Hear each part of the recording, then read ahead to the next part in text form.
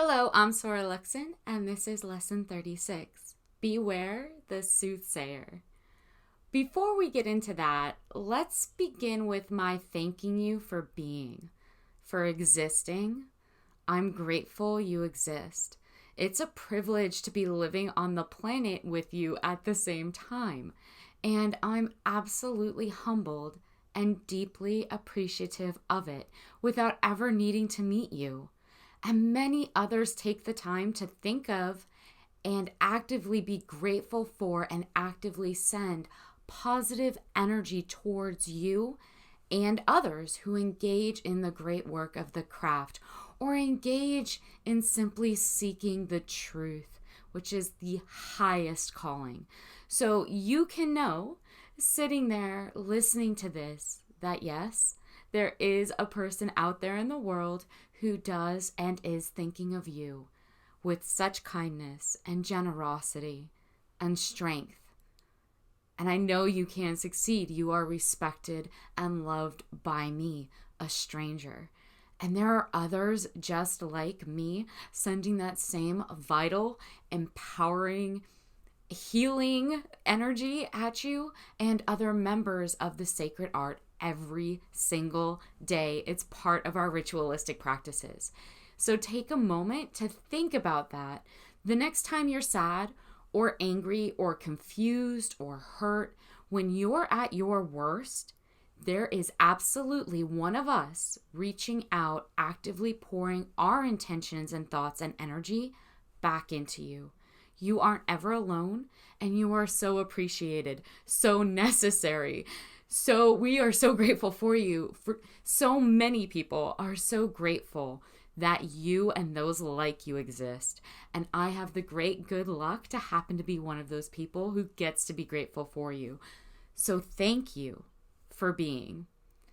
Now I'm going to follow that up with what's going to sound like a pretty intensely negative sort of diatribe on going over why I am not now nor will ever be a guru, a life coach, or a fortune teller.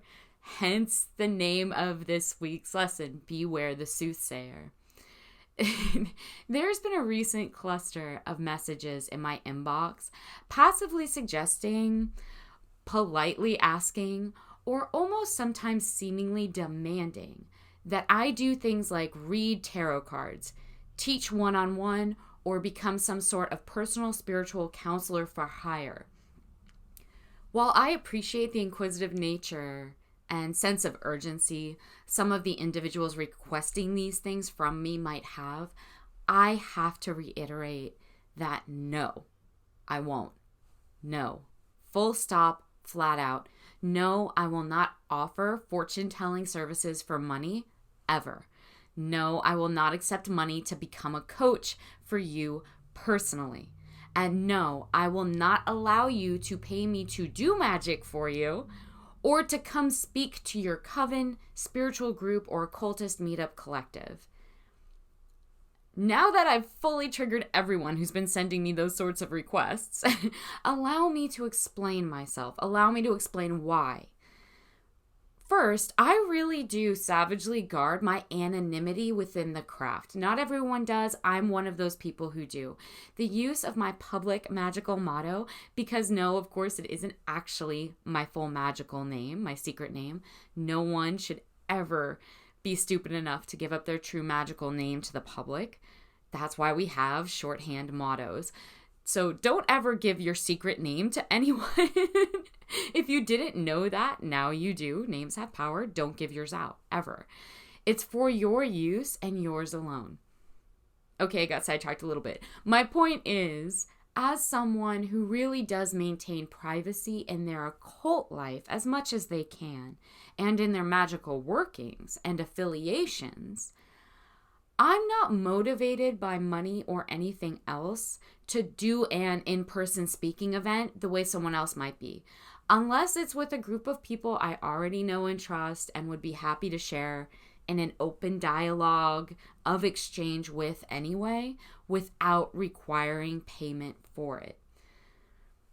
Now, as for allowing reading the tarot or scrying or doing geomancy or natal chart astrological readings for hire.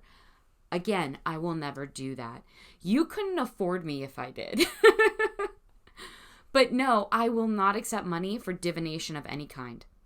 It's one of the most sacred laws of the initiated to never charge money for magical knowledge, for guidance, or magical workings of any kind, ever. That isn't to say that a legitimate master practitioner of the great art won't willingly choose at times to do those things for you. But an authentic practitioner is never going to require payment for it. I'm sure you can think of all the very real and legitimate reasons why this is and should always be so. If you've convinced yourself, or if someone else has convinced you in some way otherwise, take a moment to depolarize to your own middle pillar. Listen to your own internal voice. You do not have to pay someone to do what you can or can learn to do yourself. And if you need to, they should not be charging you for it. They should be offering that service to you for free. Charging for magical services is not the path. It's not the way.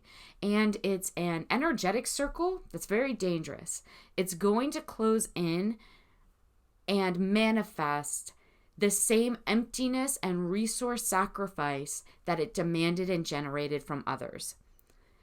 So, to those that think it's okay to make a career of such things, I can only say that you know better than anyone that you have talents and services you could and should be rendering to those around you in your daily life. Because if you have magic and you're only charging for magical practices, right there on the face of it, you are tragically denying the rest of us everything else that you can and should be doing. So think about that. A true reader of the tarot does not charge for it. Chances are you'll never know that they're an adept while they serve you a cupcake at your local bakery or file the necessary paperwork for you at their law firm. So, no, if you're walking in under a sign that's flashing $5 for whatever magical offering, you can assume that that's not what's actually going on. That's not what you're paying for. Now, again, that isn't to say that every palm reader is some evildoer trying to destroy themselves and others in their own ignorance, or that every supposed clairvoyant at a bookshop is intentionally trying to take advantage of foolish people out of sheer laziness that they know they have. If someone takes the time to write a wonderfully researched and informed book on the occult, for instance, or on magic itself, then yes, you're going to have to pay money to buy that book or electronic Kindle subscription or whatever. And the person who took the time to do that work, that job of formatting and transcribing all of that for you in an engaging and useful way, they should be paid for their labor, for their efforts as an author or as a writer or as the publisher or editor. But you see how none of those jobs that I just listed are then getting paid outright for magic itself. That's the difference. If someone is saying, give me $50 and I'll give you a magic word that makes you more powerful, that's the sort of thing I'm talking about. That's corruption. Using the craft, the sacred art, to take advantage of novices or the foolish or people who are just less informed or easily swayed, influenced, and used. That's corruption, and it's vile. It's absolute sacrilege to the sacred, genuine, authentic realm of the occult. And it will generate its own response onto those who use magic in that way for purely personal or monetary gain. Every time. It's never going to end well. Because the truth of the matter is you can create or find that magic word you need for free. And it will always work better. It'll work best.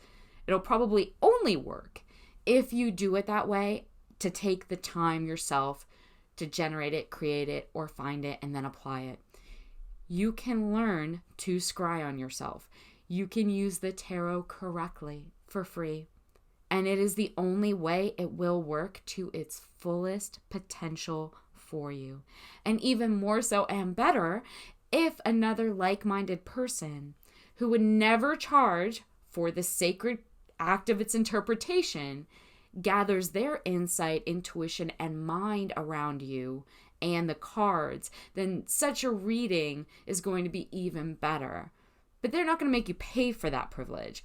I don't know what the heck you're doing if money's involved in fortune telling, except admitting very loudly and very publicly that you aren't an occultist, or you're not a very good one. You're very bad at it. You can't be much of an occultist to begin with, since you obviously haven't mastered income and resource in some other way, which is the simplest thing in the world. Let me tell you, money is one of the easiest resource objects to generate if you have even the slightest hint of authentic magic at your disposal. So if you're charging people too much for too little, if you're making people pay you for magic words or 2-minute ritual instructions, asking $20 for a tarot reading or $5 on the phone for an angelic intervention, I don't know whatever. This despicable greed-induced nonsense. What you're really saying is, I have no idea what I'm doing. I have no real magic yet. And I'm scraping, struggling, clawing at others just to survive, just like you. But maybe I can influence you and manipulate you a little bit better than you can manipulate me. That's what's really going on there. So all of that being said, no, I will not give you a tarot reading or natal astrology reading for hire, because I'm an actual practitioner of the great art. Can you imagine the look on the face of the Pope if you walked up and said, hey buddy, I'll give you $20 if you'll ask God whether or not I get to have sex tomorrow? Because that look, that's the look on my face when I receive these type of message requests. No, I won't read your fortune, friend. You're clearly confused as to who and what I am. You're clearly confused as to who and what you could be offering the rest of us. And we need you. And you're probably somewhat confused as to how magic works. You're not quite there yet. Now, some people will say, well, someone who's a traditional occultist, like me, right, like you, with initiated training and vows to never violate or desecrate magic by accepting money, because it is a vow, it's an oath that you take, right? Someone who's like that, a traditionalist like me, that they just don't understand that palm readers and fortune tellers aren't charging for the reading. They're offering help to people, and they're charging for the same thing a therapist or counselor would charge for. Okay, so why don't they charge for that? Why don't they call themselves that? If, for instance, you think you're actually some form of a counselor or therapist, then why don't you do yourself and everyone else the very real, necessary favor and offering the service of getting your license to practice, and then doing so openly, attesting to who and what you are and who and what you've worked for and what your true aims are that you're charging other people money for, so that you can survive while helping others and doing what you want to do. Be a counselor and charge for counseling, I guess. And if you want to incorporate the tarot or palm interpretation or a lovely book on chakra flow or meditative techniques into your counseling for your clients, then do so. But monks don't charge. Druids don't charge. There's no Buddhist chanting a mantra for the enlightenment of all mankind who's charging someone for that process.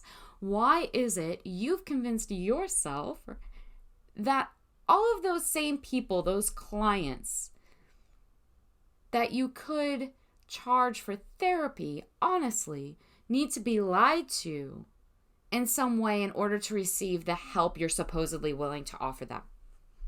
And what are you doing if you're good at this and not taking the time to offer that to the rest of us, right? If you're good at that sort of thing, get on it, get it done, get your license and do it.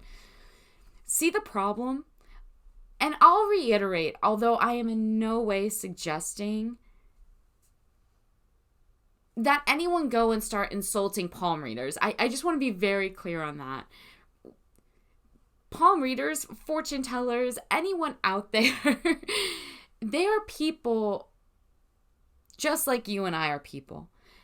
And they are as prone to as many mistakes or good intentions pursued in the wrong way or somewhat off course, just like you and me.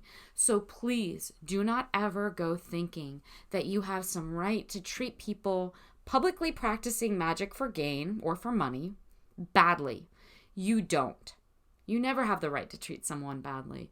You don't have to agree with it. I certainly don't. But that never gives you the right to treat anyone badly or arrogantly or knowingly as if you're somehow right and they're wrong. You get the idea. That's polarity. That's reaction. Occultists are all about being depolarized. Try to see something from someone else's point of view. You might have an opinion about it. You might disagree with it. But understand what's really going on, even if they themselves might not be ready to acknowledge it yet. Maybe they won't ever be ready to acknowledge it in this lifetime. It isn't your job to convince anyone of anything or to force them to change their habits. If they can't change their habits or aren't choosing to, what makes you think you can? That's their path and their life and their lessons to be learned, not yours. You have better things to do than going around yelling at fortune tellers. So don't do that. That's not what I'm suggesting here. You have your own power to generate. You have your own path and beautiful life to be lived. You have your own amazing, ever insightful, sometimes extremely challenging lessons with new and invigorating insights to be gained. But bear in mind that there is a real and accurate reason for the old saying that there's a special ring in hell for fortune tellers. It comes from Dante's Inferno, where within the play he describes the church's opinion to those who charge either in money or power and influence over others by telling fortunes, otherwise known as selling any kind of magic for money, which is considered a baneful practice by any initiate of the true craft. And yes, the church is full of absolutely authentic and true magical initiate practitioners. We are absolutely everywhere.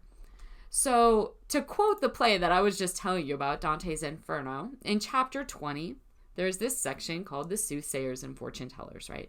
Dante and Virgil, it's the person he's traveling with, the great philosopher Virgil. They're on a bridge above the fourth Bolgia. Looking down, Dante saw that the sinners are crying. As they walked around the circle, the floor of the circle was wet with tears. So here we have depicted this ring of hell in this book. These people walking in a circle, endlessly crying for eternity. And Dante's looking down at them with Virgil from a bridge. And to quote, Dante also saw that the sinners were twisted in a grotesque way. Their heads were twisted so that the face was above the back, not above the chest. As the sinners cried, their tears ran down their backs and into the cleft of their buttocks. Dante cried too, something that Virgil did not like. Dante is a backslider, Virgil thought. He realized that simony, selling magic for money, fortune-telling, lying, faking, that's what simony is, that it's a great sin indeed. But now he pities how the sinners are being punished in the fourth ring. Dante, you are a fool, Virgil says. So, fortune tellers, not only do they have a special ring in hell reserved for them, where their heads are twisted backwards, and they're endlessly walking in a useless circle for eternity while weeping. Not only is that going on, But on top of that, the symbolism here points out that you shouldn't even pity them, that it would be wrong to even pity such a person, that in doing so, you yourself are engendering something that probably isn't good internally. So that's my second reason for not being willing to read tarot cards for money or do anything along those lines ever. Metaphorically, I'd like to keep my head facing forward in eternity instead of being thrown into a symbolic fiery hell ring. That's why I took the oath, and that's why I'm okay with keeping it. My third reason, in response specifically to the 3 different people who have now offered me fairly substantial amounts of money to be either what they call a life coach or spiritual assistant to them personally. No, I won't. For all the reasons I've already outlined, and because isn't that what I'm doing already in the right way for free? There's a reason that you've been drawn to listening to my podcast, or a reason you feel like I'm worth offering. It happens to be money in this instance. It doesn't really matter what resource it is that you feel like it's worthy to make this offering of a massive resource to get what you think you need out of this, right? You're trusting me, you're vibrating at the same frequency, you're trusting your heart and your intuition when you're listening to me. And for all those reasons, you feel like you're making this very good judgment that you can offer me money to do this for you. Now, I'm not saying your judgment is wrong, but the action of offering me that money, that's something that's been taught and conditioned into you as, I need that to give you what you want. Creating these tiny, humble YouTube podcasts as an opt-in service to you or anyone else who might gain or being able to apply some of this in their day, or a little light in their day, or an intuitive insight from themselves based on having overheard what I said, so it inspires something in them. I'm not going to charge for that, and that's why you're willing to pay me to do it just for you, because you trust me. And it's because I'd never be a person who'd charge for it. And I'm already not charging for it, so why would I start? I'm an experienced and well-practiced, actively operating Enochian ceremonial magician occultist. I have a wonderful, fulfilling, brilliantly challenging, motivating, and blessed life. I have so much already. I have multiple businesses. I have security that is in no way dependent on earning money from magic in any way. Magic reveals and strengthens even more talents and abilities within me every day that I wake up. Talents and abilities that I can share even more with others to infuse and energize the whole. I have beautiful and inspiring interpersonal relationships. I have a million reasons to look forward to every morning, every single dawn. I'm inspired and motivated to do more. Heck, I have so much energy, passion, and overall Luke's energy that my higher self, right, my little voice of intuition, had me start creating these magic lessons for free. Not only as some small measure of a way to give back, which felt very right, but just because, why not? Why not offer the help and inspire and give for free? And I have a wonderful dog, and if I lost all of the rest of it, I love my dog so much that if she was there, I think I'd be okay, and I don't know that I need your money. So, no, I won't become a life coach for you, because you are your life coach. You are your best motivator, your best guide, your best teacher, and everything that I have to give, I'm already giving to you in the best way I know how. Only you should be a guru for you. There are no gurus in genuine occultism. Magic is not selfish in its aims. People might use it selfishly, but that isn't what magic is. Magic does not require following one leader, or one person's ideas, or one teacher's teachings, or one YouTuber's biases. I have them. I work very hard to remain depolarized, and I try to be aware of them when they step forward, right? But I'm not claiming that I've already ascended into nirvana. So I have them. And joining a group of followers or paying someone to teach you things and force you to change, like some drone-like animalistic mental level, that's the opposite of actual authentic magic. I'm happy to offer what I can of my own experiences, as I too get to take in the experiences and insights of those around me. That's occultism. That's seeking mastery, truth seeking, seeking the path within yourself. If you hire a life coach, one, they shouldn't charge you, because if they're so good at life, then they shouldn't need to charge you. Like I said, money is super easy for a real magician to get. Our talents and abilities are endless, and it does actually just come to us, at us, whenever and however we need it. Money as an energetic resource is the simplest thing in the world. It only takes about a year of magical training to get that one down. The idea that money or any resource is scarce, or that you have to engage in miserable slavish practices to acquire what you need, that's all a lie. That's something that's been sold to you very well by those who understand the occult better than you. That's all that is. And you can learn the occult, right? You can learn it and use it just like them, although hopefully in less harmful ways, as I choose to do. And it's pretty easy to be less harmful than conditioning and brainwashing entire generations of people to think that they need to struggle to survive, or that any of us should ever have to. When we use our talents and abilities rightly, when we allow them to be revealed within ourselves and in service to each other, because it's just so simple when you're overflowing with them, none of that scarcity, barrenness, struggle to survive nonsense most people believe makes any sense. There is no scarcity in energy. Anyway, if you do think you need or choose to hire a spiritual teacher of some kind, it isn't going to be me, and you really shouldn't pay them. You don't actually need them, and if you do hire them, their one and only job, even if you do pay them, if you choose to make that choice, you're free to make your own choices, right?